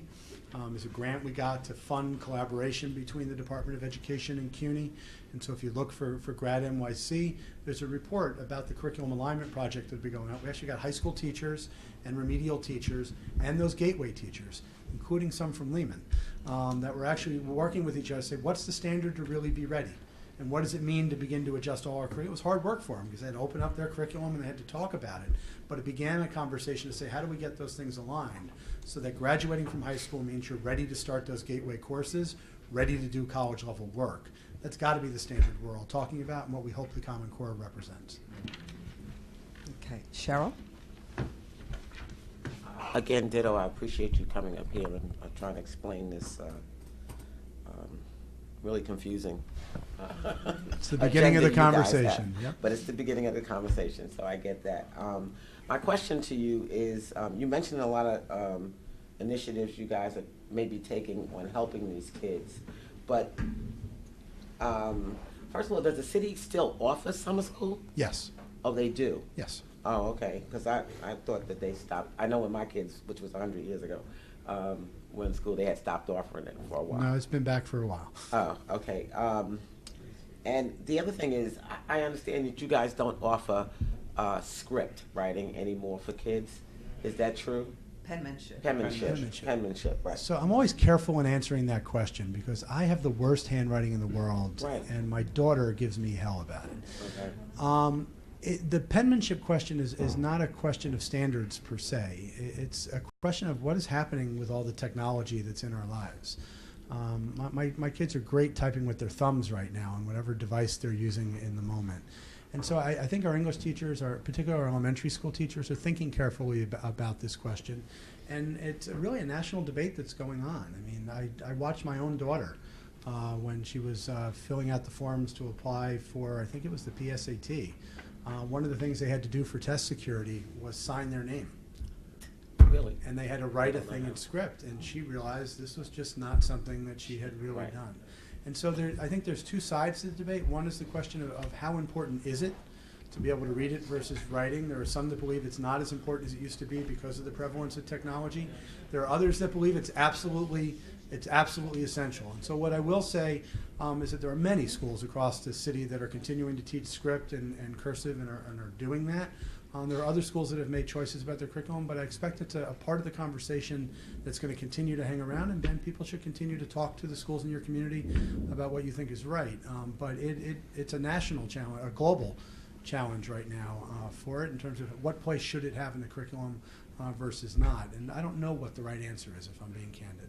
I would think that it would be a real simple answer. The lights go out and they can't use their computers. How are they going to write their name? Let me be clear. They still need to be able to write. The question is cursive versus, don't get me wrong, they got to know how to use a pencil and paper. Right, but most things say signature, so you need to learn how to write your name.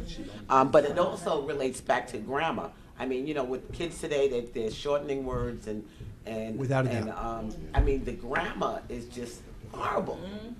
And I mean, you guys are addressing all these other issues, and there's simple stuff. No, when we that say needs to be addressed, to me, that is not being addressed. Very clear. Look, in the Common Core standards, when you look by the grade standards in literacy, grammar and the foundational things you're talking about are a critical and fundamental part of it, without a doubt. I don't think any of us anticipated the influence that all of the social media and all these tools have had. I mean, cell phones have been around for a little while. We've all played with trying to set the clock on our VCR at some point, just watch that thing flash in 12 for a good long while because we didn't want to deal with it. The change in technology over the last 5 to 6 years, iPads, cell phones, smartphones, the pace of change is dramatic, and I don't think any of us fully understand what the full impact is going to be. And so we need to challenge the place that technology has and be thoughtful about how we're integrating it into our learning environments. What do we need to be teaching? What are the places where we need to leave it out so that we can focus on the things that you're suggesting matter? But we all need to be vigilant about that because we're seeing a shift in technology that is akin to the printing press, is akin to the invention of the automobile and other things like that, and it's reached right into our kids' pockets. Literally, it's sitting in their pockets, our pockets as well. Right? It sits in their pockets, it's coming out of our pockets to pay for it. But I just don't get why it's even a debate. I mean, you know, to me, simple stuff. They should always should be part of the curriculum, not that. The question that we have around curriculum is around time. And so they've got to learn the basics and all that. But the question about script is a question that has come up in national conversation, and people are of different opinions in terms of how much time there is to get at the different things that we're doing. And like I said, I don't know what the right answer to it is yet. I think it's a conversation that should continue to be debated. And I think the way to win the debate is write everything in script and see if the other team can read it. I have you down. I would like to know what DOE is doing for the kids that are not college material, and also what is DOE doing for the special ed kids. And also, before you answer, I'd like to make a comment. You say that you were starting too late. So because you're starting this too late, that you're going to give a test to the kids, and the teachers that have been teaching them are not even prepared to prepare them for this test. So because you guys waited too long, so now these kids are going to be penalized. Am I right or am I wrong? I hope you're wrong. But I think I'm right. Right? I think I think I'm right. These kids are going to be penalized because I can't see why you're going to start putting a system with tests, and the kids are supposed to be prepared for that curriculum, but the teachers are not even prepared for that curriculum. I mean, that's really asinine doing that to our kids. So let me say three things and make sure I address the questions that you had. Number one, I just want to differentiate the you guys in the state. Okay. Sorry. There is the State Department of Education that is setting standards and implementing the test, and then there's the DOE that is trying to meet that new expectation and the timeline that has been set for it. And we have been all for the increase in standards. We're trying to make sense of the transition timelines. When I say I hope the kids are not going to be penalized, right? I could give everybody in this room a very hard test right now. I could write a test that I could make sure nobody could pass if we wanted to do that. That's exactly what we're doing to the kids. The question isn't whether or not I gave you that test. If it turned out to be on really important things, exposing you to that information, letting you know that you need to learn it is an important learning experience. The question is, what do we do with that information? And so the only thing I would disagree with is that I don't think we turn it into a penalty. When we talk about the information, it's going to come back to parents over the summer and going into the fall. It's going to tell kids what their score is. And it's also going to tell them where their percentage rank is compared to kids in the city, as well as compared to kids in the rest of the state, similar to what's been done in past years. And everybody in the state's taking the same test. And so if we're both doing it, and I don't have my calculator and he doesn't have his calculator, and we both scored the same last year on the test, this year we both take the test, the new test for the next grade. Now he may have gone forward, and I may have gone a step backwards. Regardless of what our actual scores were, we know that he's heading in the right direction and that I'm not heading in the right direction, or he may have gone further than I have.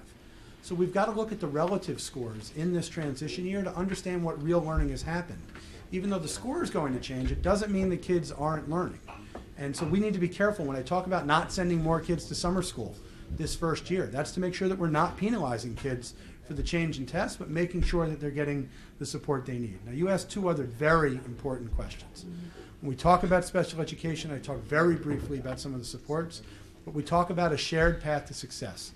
Right? That's a set of reforms that are going on in special ed right now across the city to improve the tools that are available to schools, to make sure we're getting kids, meeting them where they are, that their IEPs are appropriately written, and that we're making sure that we're getting them into the least restrictive environment and that schools are able to support them. When I talk about graduation rates, the graduation rates of our students that have been in special education are among the lowest in the city. And we have acknowledged and have been talking for the last 2 years about the need to begin to improve that and the work going on at special education. It was just a good series of articles in the newspaper last week about the progress we're seeing in the first year of results of that work, and it's encouraging and moving in the right direction, and still a long ways to go. And so there is specific work going on to make sure that our students who have special needs are being supported, but also asking them to reach for that same standard, because if we just say you got help but we didn't really tell you what you're going to need to do to go out and get that job or get into that transition program, we're not doing anybody any favors. So we need to, again, make sure we're not punishing, but being clear about what's going to be expected for work in college and civic participation. When you talk about kids not being college material, right? When I first returned to the Department of Education about 6 years ago, I had started my teaching career at Martin Luther King High School in Manhattan, but I came back and I was responsible for improving career and technical education, right? It's the new word for the vocational schools. And the challenge was, somebody said to me, do you expect every kid to go to Harvard? No, we never did, and we never will. Kids have different aptitude, they have different expectations. What the Common Core Standards is about saying, what is the common minimum standard for kids to be ready to make informed choices about the path they want to follow? So if they want to be a doctor and go through Harvard or Yale, great. They better know at least the Common Core and other things beyond that. They want to become an electrician or an EMT or a plumber or a nurse. They better know at least the Common Core, and then they'll know things that are going to move them in that pathway. And so I'm careful about not the college material, because I want the conversation to be, what do all of our students need to be ready for college and careers so that they can make informed choices about the path they're going to follow. But we think there are lots of good pathways to a 4-year college, to a 2-year college, to training programs, to an apprenticeship program, the military, for some kids right into work. And kids need to be prepared so that they can make good choices among those pathways and not think there's only one path to success, because we know that's just not true. Lots of people who have been successful here in the city and around the country have followed multiple pathways to their success. And so we need to be candid about what all of those different pathways are, but that for all of them, they start with a common set of standards that say you got to be able to do this if you're going to be able to pursue any of those pathways. But it used to be, when most of us grew up, right, there was the college prep track, there was the general track, and there was the vocational track. And we said, if you can't do that, you do that. And really what we did was we sorted kids out, and we said, you're not good enough to do that work. And what we're finding is some of the kids who were in those vocational tracks were the ones who could work with their hands, could get stuff done, and their jobs have gotten more complex. Right? The guys that are building the One World Trade Center right now, it's a different set of technologies they're using to build that building straight than when their grandfathers built the World Trade Center or the Empire State Building or other things like that. But doing that job is a very different job that requires a different set of skills than somebody who's a surgeon or somebody who's the architect or the engineer. All of them are valuable, and we're going to need kids to be able to follow into all of those pathways. So we don't want folks to take away from this conversation that we have a narrow definition, that if you only go to a 4-year college, that's the only thing that counts. We're tracking all of those pieces, and we've been expanding our career and technical education high schools over the last 5 years. We've gone from about 19 of them to almost 40 of them now. Many of them align most directly with the expanding industries here in the city. We're going to be opening in the fall up here in the Bronx a school called the Bronx Academy for Software Engineering. Is a CTE school that will be aligned with software engineering skills, aligned to the growing tech sector here in New York. And so there are good opportunities there. We've seen the transformation of the Alfred E. Smith campus from a school that was struggling to one that maintained its CTE programs. The Bronx School of Design and Construction is in its second year on that campus now. Had a group of kids, sophomores, 10th graders, that were finalists in the citywide science fair this week. Presenting a program about their green roof and some solar work. I think the borough president's office supported some of that work. And we find out tonight whether or not those kids have won that competition. So we know it's possible to do it up here, and we know there are a lot of pathways. But we need to make sure that none of these conversations get oversimplified into there's only one right way to do this. There's not. To what the children are experiencing. And it comes back to class size and the time, because you mentioned time before, and that's why they may not have the time to learn the cursive. So how are you dealing with that aspect of it, knowing that, one, they don't have the time to prepare the kids for what they have to do, given the amount of kids that they have? When we were going to school, the teachers sat down with us and they figured out what were the simple things that we needed to understand so that we could move forward. There's little tricks that the teachers figure out, or well, if they don't know, they'll find other ways to explain something to the kids. These teachers do not have that ability anymore. So how are we going to reconcile this new standard with the time that the teachers have? And then my second question, because class size is still a big issue, I know, throughout the city, but at the end of the day, with this new test, how is that going to impact the rating of the overall school, given the fact that we've seen so many schools slated for closures? And how does that change in the ratings affect the new schools that might be on the list that may not have been on the list before? So let me start with that one because it's a big one, and then I'll make sure I come back to the question of time and class size and differentiation. Obviously, the set of closure strategies that have led to the replacement of failing schools and others have created a great deal of anxiety around the city. One of the reasons that we have some of the improvements in the numbers that I showed before is because we had some schools, many here in the Bronx, that were only graduating 3 out of 10 students who started with them 4 years later. Some of those same campuses now are graduating 8 out of 10 students, and they still need to do a better job of getting them ready for college.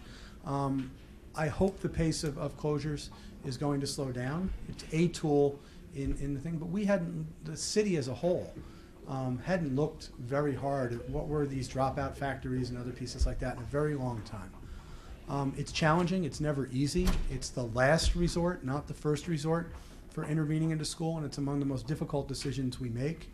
I volunteer each year to be a facilitator at some of those joint public hearings. I've done a number of them up here in the Bronx, and I do that not because I'm the one making the decision about a school closure, but I think it's very important that the community has a say and can have their voices heard. I facilitated the Lehman phase-out hearing just a few weeks ago.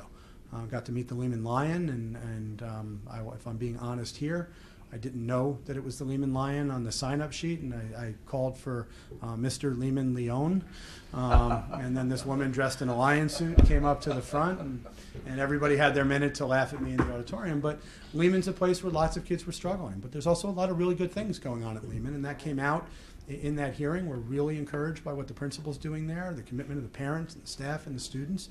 And so we're going to be shrinking it so that it's smaller and that principal can work with a closer knit of teachers. But Lehman High School is going to continue on. We took it off of the phase-out list based on what we heard. And so that's the way the process should work.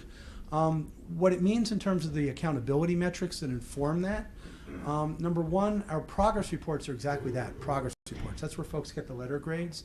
Most of what goes into the progress report is not an absolute number. It's how did kids move from one year to the next, and how did they do it relative to similar schools like them. And so built into how we calculate all of that, we've done this before when they've changed cut scores in the past. Schools won't be punished because the exam changed. If your school does better in moving kids farther along than my school did, then relatively speaking, I'm not progressing as much. And so and again, this will be an election year. I don't know what is going to happen in terms of phase-out process and co-location and all those things, because it's really the next mayor and the next chancellor that will make decisions about that.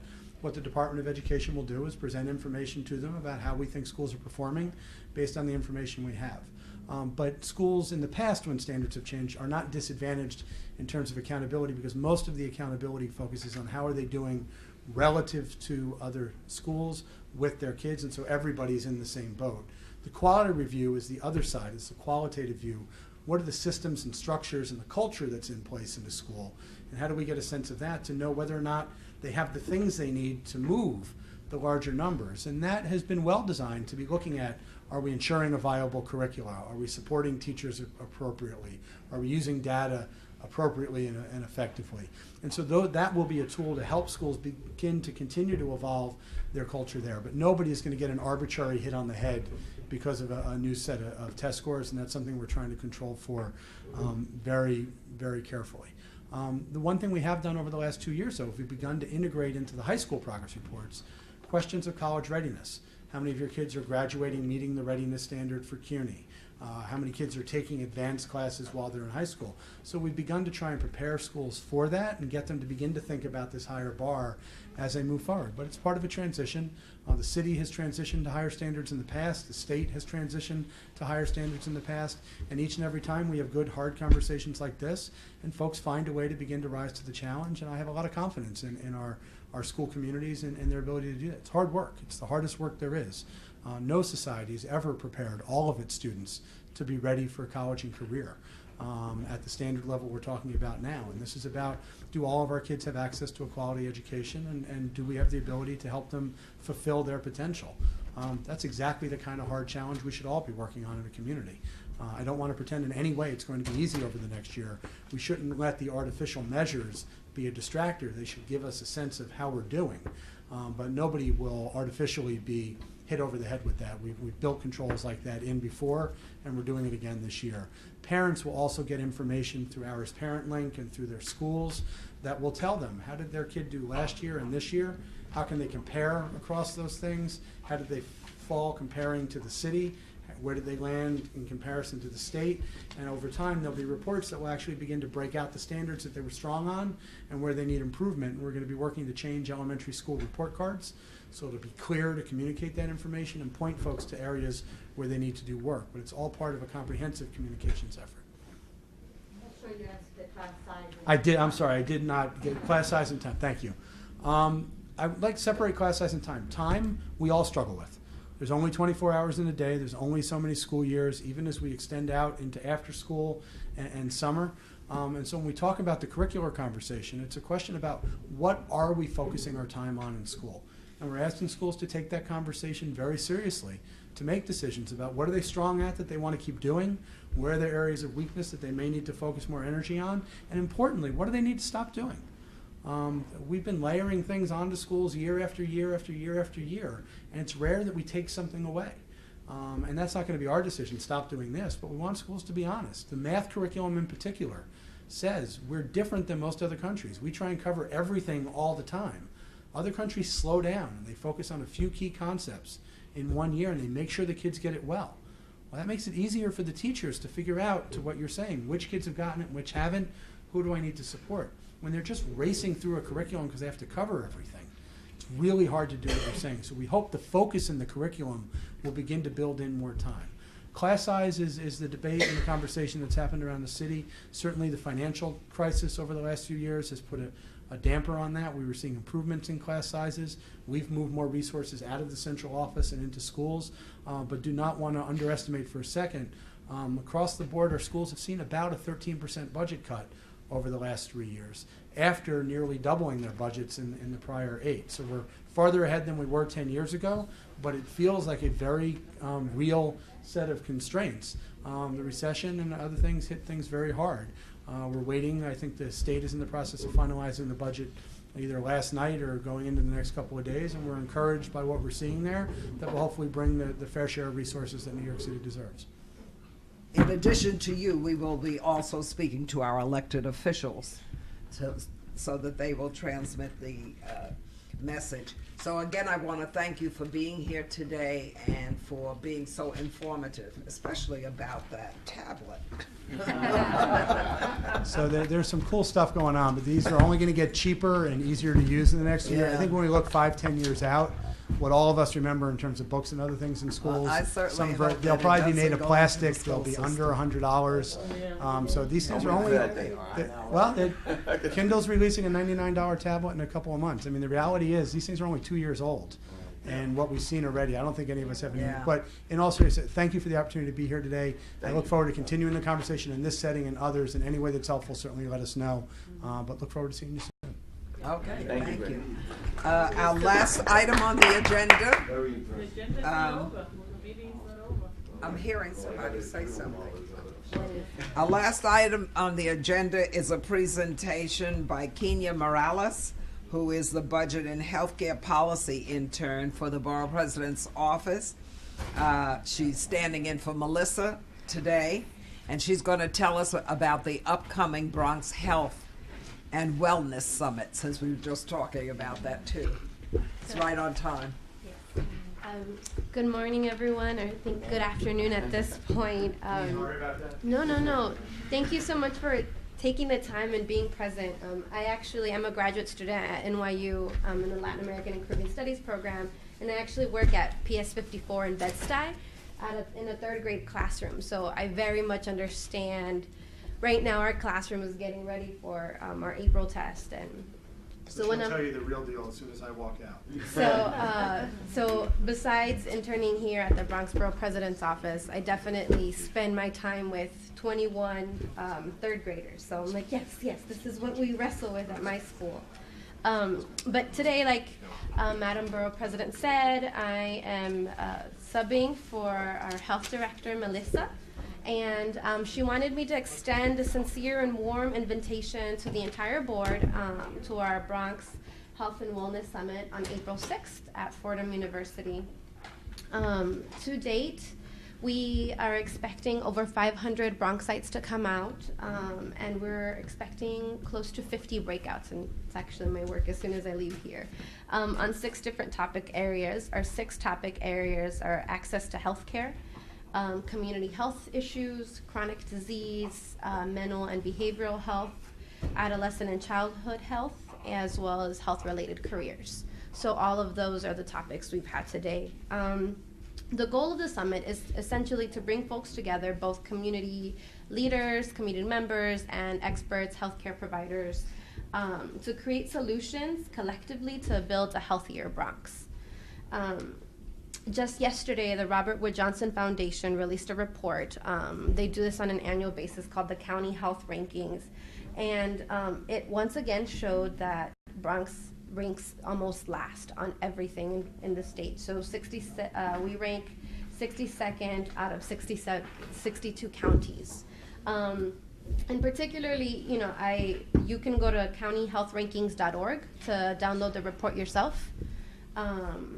But particularly on issues of morbidity, health factors like lack of physical mobility, transmission of STIs is really high in the Bronx, as well as socioeconomic factors like the percentage of children in poverty, the percentage of unemployed families here in the Bronx.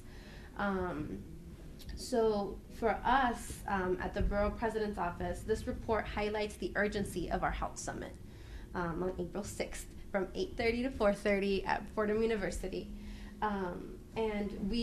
I'm essentially here to invite you all to be present for 2 reasons. One, we want you to attend the summit, so share with your networks. You all are community experts. You all knock on the doors and meet with folks. So we want to have 1,000 people instead of 500. So really share with your community. And secondly, and maybe even more importantly, we want to personally invite you to the closing session, which we're calling the listening session. Where Bronxites will be given an opportunity, sort of in an open mic platform to provide recommendations on how we can build a healthier Bronx for all of us. And we think that this is an invaluable opportunity to hear from the community directly, and particularly from those folks that attended the summit. So that the closing session will take place from 3:45 to 4:30. And we really want to make sure that all of our elected officials and representatives are there. I just had a quick announcement. So unless you all have specific questions about what the workshops will look like or how many folks are present, that was it. Okay. Are there any questions or comments? May I, at this point, I would Yes. like to respect the George. you, which is very key, very crucial. George? Oh, here we go. Hello. Now let me say this to you because of the fact that's a very key and crucial issue. Notwithstanding the education and so forth, they all go like horse and carriage. I would like to request that we have 3 hospitals, municipal hospitals, which is Jacoby, North Central, of course, Lincoln. If there's any possibility, because we are now, I happen to be the chairman of the Council of all Hospitals throughout the city of New York. So I would like to, if I may, Madam Chairperson, is the fact that there's any way that we can, they do it in format, which is wonderful. Can we continue with that continuity throughout the Bronx to the 1.4 million people that reside in this area? So we will look into that. I'm just asking you respectfully. Can it be passed? It will be up to you. Okay, but what was it that you wanted done? What was it that you wanted done specifically? Well, at this point, my point is the fact that we had a meeting in terms of Lincoln. Yeah, Jacoby, turn that around.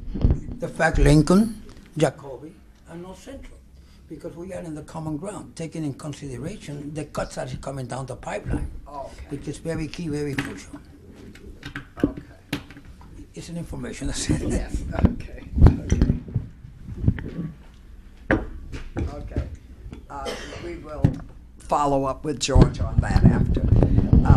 I want to thank you. Were there any other questions or comments? Before we leave, I have another announcement. The borough president is sponsoring Bronx Fathers Taking Action. It's a day of workshops for Bronx Fathers. It's going to be this Saturday, day after tomorrow, from 10 a.m. till 3 p.m. It's going to be at the Bronx Museum at 1040 Grand Concourse. They will have a special guest, the B.D. Boone, who is the president of the Obama White House Champion of Change initiative.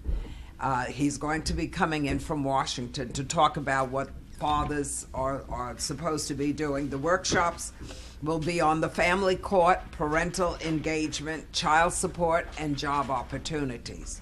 So seating is limited. We need people to register, and they're to register to Robert Powell at 718-590-3873. 718-590-3873.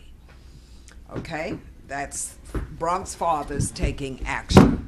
And with that, I will adjourn today's meeting. It was lengthy, but I think it was productive. Thank you.